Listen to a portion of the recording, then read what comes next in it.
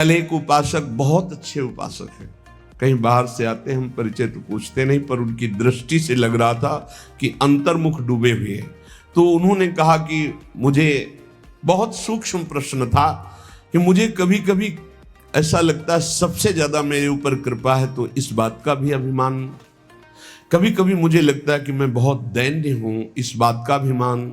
कभी कभी मुझे लगता है कि मैं निरंतर भजन में डूबा रहता हूं, इस बात का अभिमान। क्या ये अभिमान? और आपके मुख से सुना है कि अभिमान होने पर भगवान की ऐसी प्रतिकूल लीला होती है, तो मुझे डर लगता है कहीं ऐसा ऑपरेशन ना हो जो मैं सह ना पाऊं। मुझे बहुत डर लगता है, हमका बना रहना चाहिए। अगर ये डर बना रहेगा तो अन्य कोई अभिमान, यद्यप उनके बहुत पवित्र अभिमान है, कोई निंदनीय अभिमान नहीं है, पवित्र है कि हम पर अपार कृपा भगवान की, हमारे अंदर बहुत दैन्यता है, हम निरंतर भजन में लगे रहते, बहुत पवित्र अभिमान पर है तो ना। अब ये जब तक है तब तक वो रो रहे थे, अश्रु प्रवाह हो रहा था। बहुत अच्छे साधक है, बहुत बड़ी कृपा है। तो हम कहा जाओ, जैसे पुण्य वर्णन करने से नष्ट हो जाते हैं, ऐसे आज आपने वर्णन कर दिया। अब आप अंदर से देखना जा करके कि अभिमान ढूंढने पर भी नहीं मिलेगा। आप देखना, इसको खुद आप देख लेना, क्योंकि हमारी लाडली जी के दरबार की एक अद्भुत महिमा है। आप अपनी कमी प्रस्तुत कीजिए, बस वो सुन रहे हैं, वो मुस्कुराहट मात्र से खत्म कर देंगी। तिनकी संगति रहत जाति कुल मद सब नंसई, संत सेवक सदा भजत जे श्री हरिवंशय। तो हमारे ऊपर है तो की कृपा बरस रही है, पर अपने में कोई अच्छापन दिखाई दे, कोई अपने में गुण दिखाई दे, कोई अपने में भजन पद्धति जोर की दिखाई दे, तो अभिमान ना कर लेना, नहीं तो ऑपरेशन बहुत विचित्र होता है ठाकुर का ऑपरेशन। फिर वो ऐसी अपमान की लीला करेंगे कि शायद है कि अगर बहुत समय से भजन में लगा है तो टिका रहेगा नहीं, अश्रद्धा हो जाएगी।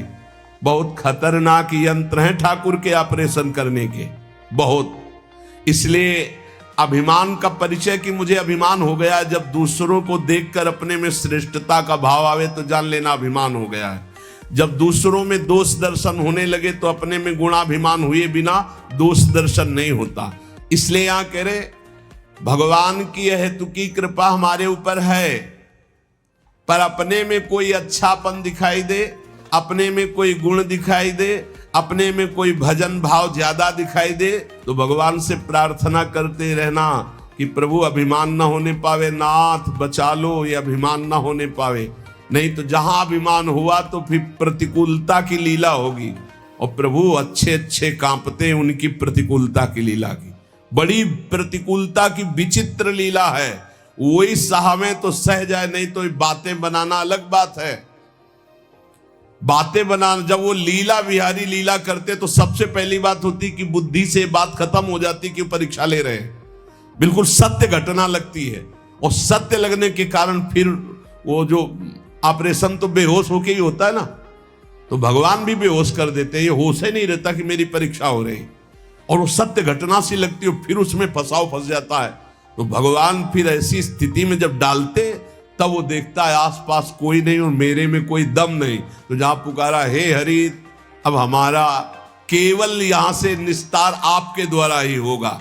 तो बोल रहे हाँ ठीक है, ये हमने रचना इसीलिए रची थी कि इन हो इस कबों अभिमाना, सुख हो वंचा कृपा निधाना। चलो फिर उठो, चलो भगवत मार्ग में दौड़ो आगे। तो अगर अभिमान आ जाएगा तो प्यारे फिर आपको एक बार लड़खड़ाना पड़ेगा, गिरना पड़ेगा। अपने में अच्छाई, भजनानंदी, त्याग या किसी भी तरह का गुण भाव दिखाई दे तो तत्काल भगवान से प्रार्थना करो, प्रभु देखो अभिमान आ रहा है, मुझे इससे बचा लो।